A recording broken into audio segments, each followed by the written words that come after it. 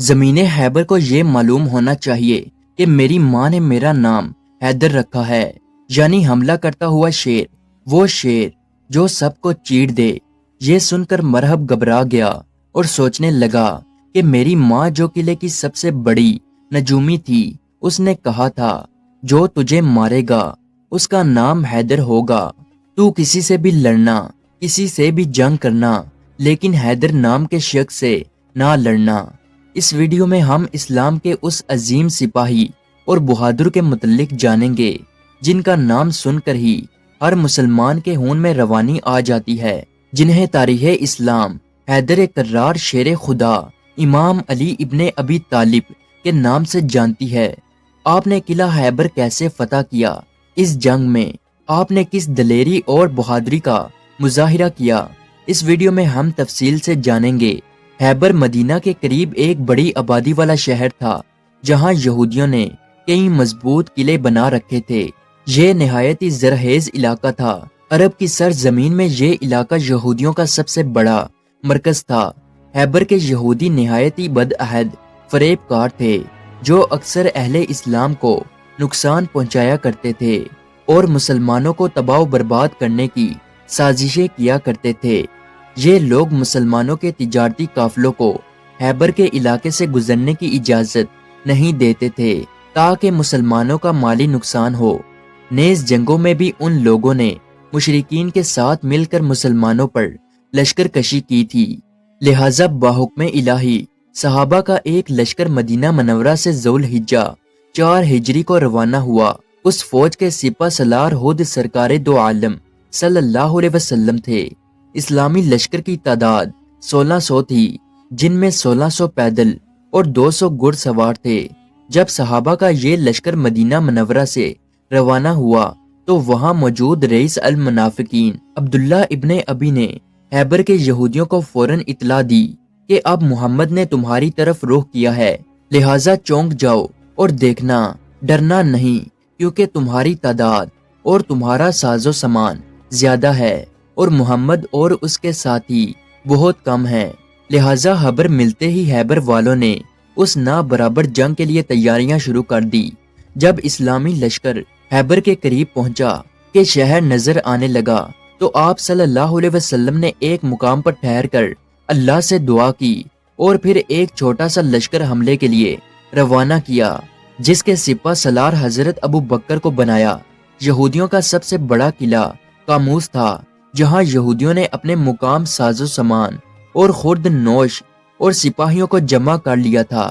قلعے کے مضبوط دروازوں کو بند کر دیا گیا تھا۔ مسلمانوں کا یہ لشکر قلعے کے قریب پہنچا تو قلعے کی اونچی چھتوں سے تیر اندازوں نے تیروں کی بارش شروع کر دی، لہٰذا یہ لشکر ناکام واپس لوٹ آیا۔ پھر نبی صلی اللہ علیہ وسلم نے حضرت عمر ابن خطاب کو قلعے کی طرف امیر بنا کر بھیجا۔ جب آپ لشکر لے کر قاموس کے قریب گئے تو تیروں کی بارش شروع ہو گئی اور یہودیوں کے مضبوط اور دیو ہیکل سپاہیوں نے حملہ کر دیا، لہٰذا مسلمانوں کو پیچھے ہٹنا پڑا اور یہ لشکر بھی ناکام واپس آ گیا۔ اس طرح نبی صلی اللہ علیہ وسلم نے حضرت سعد بن عبیدہ اور دیگر اصحاب کو لشکر کا سپہ سالار بنا کر بھیجا، لیکن وہ سب میدان سے واپس لوٹ آئے اور کامیاب نہ ہو سکے۔ یہ آپ صلی اللہ علیہ وسلم اور آپ کے اصحاب کے لیے ایک سخت آزمائش کا دن تھا۔ ہر طرف مایوسی اور اہل خیبر کا خوف و دہشت چھائی ہوئی تھی، لہٰذا نبی صلی اللہ علیہ وسلم خیمے سے باہر آئے اور اپنے اصحاب کو جمع کیا۔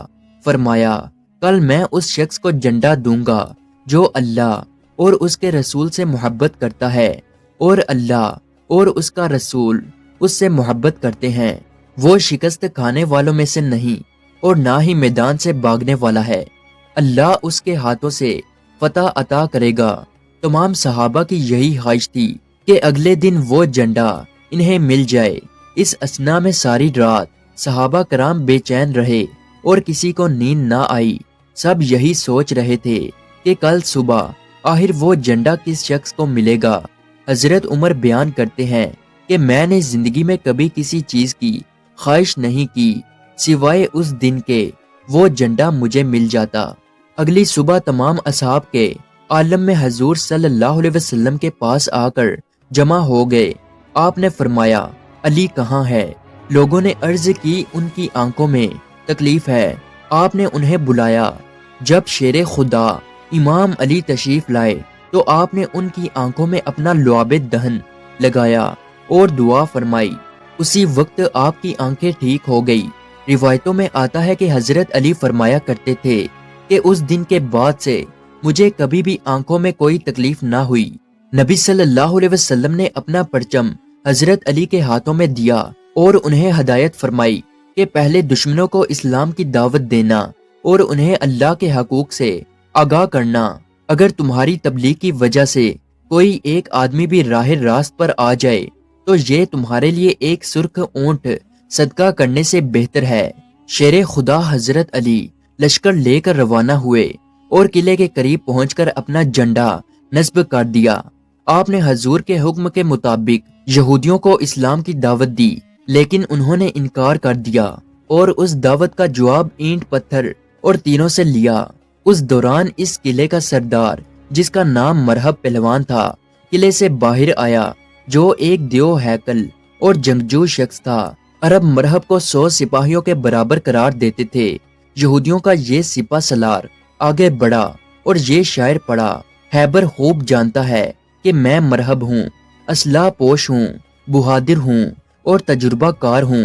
حضرت علی علیہ السلام نے اس کے جواب میں رجس پڑھا اور یہ شاعر پڑھتے ہوئے آگے بڑھے: میں وہ ہوں کہ میری ماں نے میرا نام حیدر یعنی شیر رکھا ہے۔ میں کچار کے شیر کی طرح ہیبت ناک ہوں۔ مرہب نے بڑے غضبناک انداز کے ساتھ آگے بڑھ کر حضرت علی پر اپنی تلوار سے وار کیا، مگر آپ نے ایسا داؤ بدلا کہ مرہب کا وار خالی گیا۔ پھر آپ نے آگے بڑھ کر اس پر ذوالفقار سے وار کیا اور اتنی زور سے وار کیا کہ ایک ہی ضرب میں ذوالفقار سر کو کاٹتی ہوئی دانتوں تک اتر آئی اور تلوار کی وار کی آواز فوج تک پہنچی۔ مرہب زمین پر گر کر ڈھیر ہو چکا تھا۔ مرہب کی لاش کو زمین پر تڑپتے ہوئے دیکھ کر یہودیوں کا یہ فوج حضرت علی پر ٹوٹ پڑا، لیکن ذوالفقار حیدری بجلی کی طرح چمک چمک کر گرتی رہی، جس سے صفوں کی صفیں الٹ گئی اور یہودیوں کا یہ مایا ناز بہادر مرہب، حارث، اسیر، عامر وغیرہ کٹ کر ڈھیر ہو گئے۔ ابو رافع کی روایت کے مطابق ایک یہودی نے قلعے کے دروازے کے پاس حضرت علی پر وار کیا اور آپ کی ڈال گر گئی، لہٰذا آپ نے ایک دروازے کو ہی اکھاڑ کر اس کو اپنی ڈال بنا لیا اور اس دروازے کو ہاتھ میں لے کر آخر تک لڑتے رہے، یہاں تک کہ قلعہ آپ کے ہاتھوں سے فتح ہو گیا۔ قلعہ قاموس کا یہ دروازہ اتنا مضبوط اور بھاری تھا، جنگ کے خاتمے کے بعد 70 لوگوں نے مل کر اس دروازے کو اٹھایا۔ یہ وہ عظیم فتح تھی جس نے پورے جزیرہ عرب میں یہودیوں کی جنگی طاقت کا جنازہ نکال دیا۔